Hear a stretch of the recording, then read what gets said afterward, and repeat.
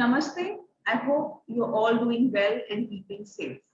As you all know, we are a forum that is committed to bringing you content which is dharmic in intent, spirit, and energy. Our aim is to keep the torch of Sanatana Dharma blazing high and proud. We have with us today a young sannyasi. She is the foremost disciple of Om Swamiji, who is a very popular young spiritual guru himself.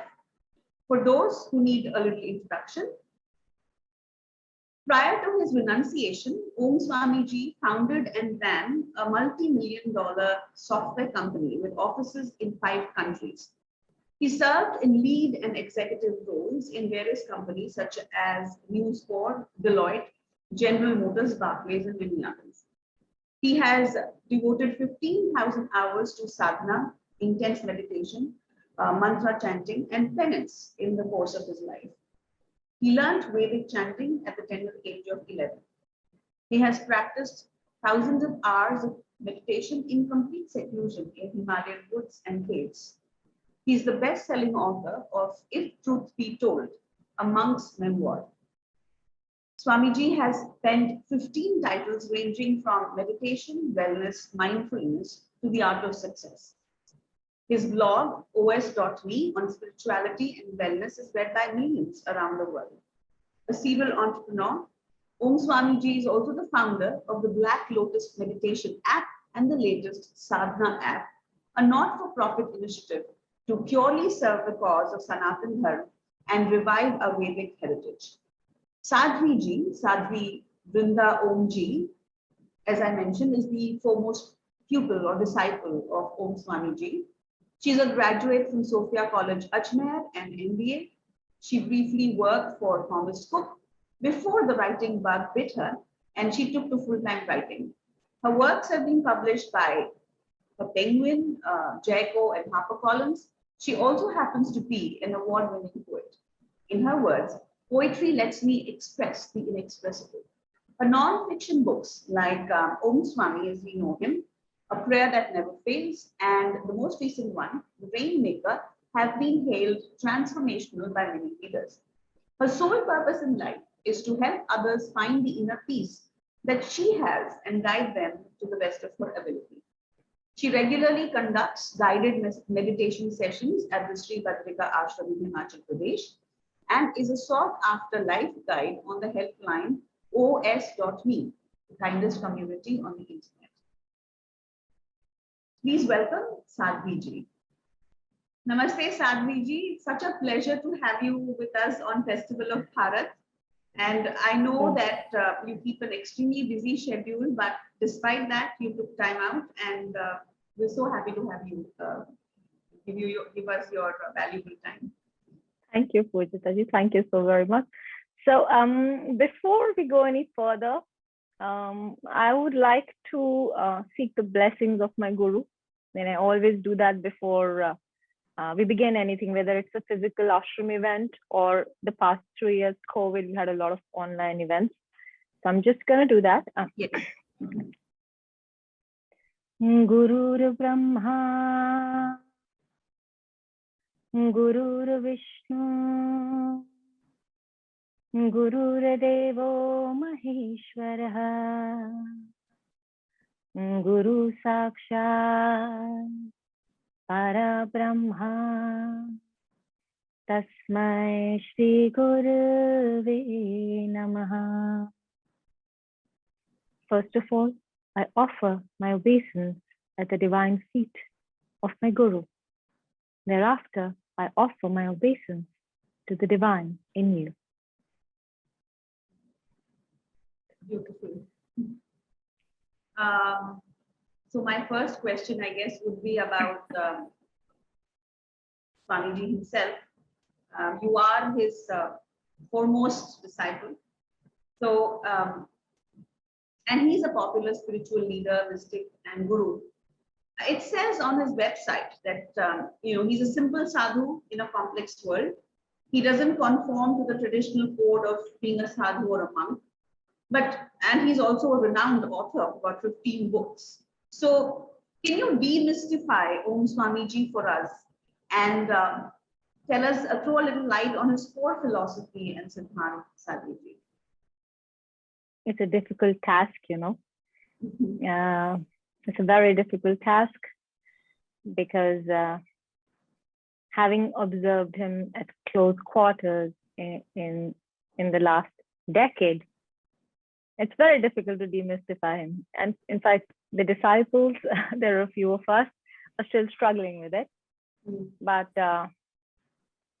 my guru, to me, is a phenomenon, a gradual unfolding of the deeper mysteries of the cosmos. Now, here is someone who works extremely hard. He doesn't accept any kind of gifts and donations for his personal needs. He funds his living through, entrepreneurship and writing. And this is just one aspect. What actually astounds me about him is his humility.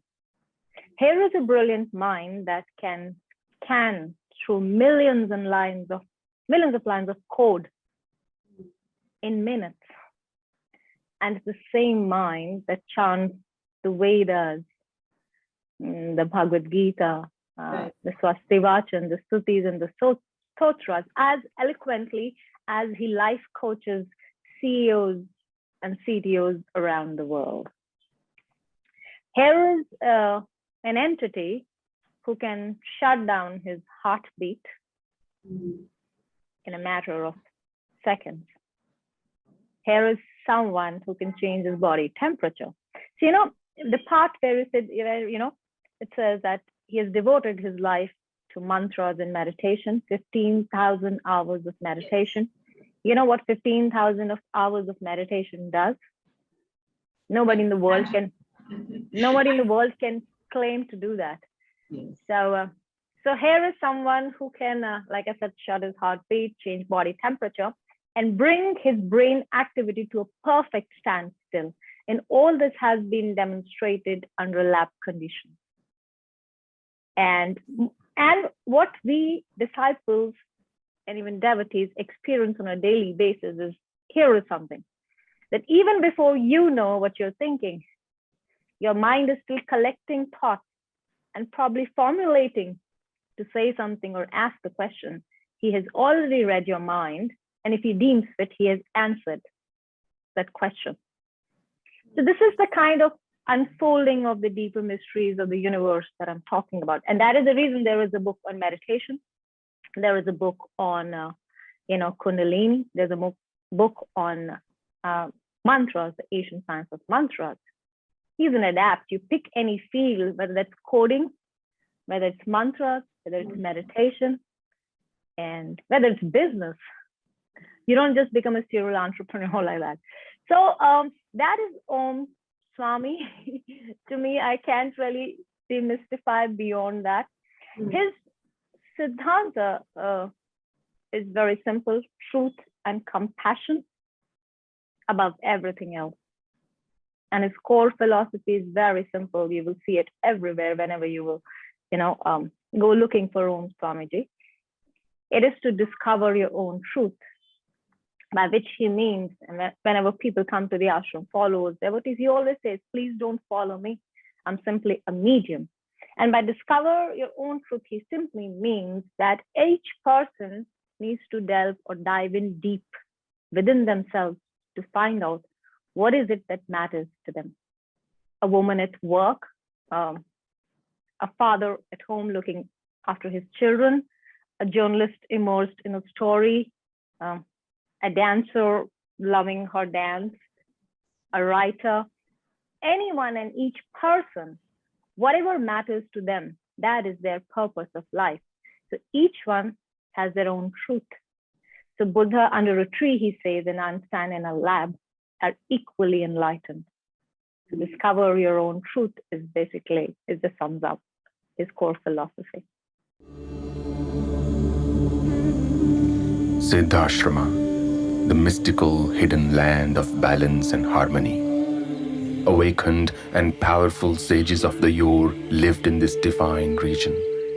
Their chants resonating throughout the Himalayas brought untold peace upon humanity. Gods and creatures of the wild thrived and roamed about freely. And then the Dark Age descended, bringing with it war, diseases, and immorality. Forced by external invasions and sins, we abandoned our culture and became soulless slaves to machines and materialism, blindly slogging away to build this prison of madness. Not anymore. I invite you to experience the ancient world of Vedic glory. The sacred land of Siddhashrama awaits you once again. Be guided by the Vedas, awaken the mantra of your choice, and start your spiritual journey. Chant mantras, anoint the deities, do fire offerings to reach the highest summit of consciousness. I'll be waiting for you. Come, let's go back to our roots and do sadhana.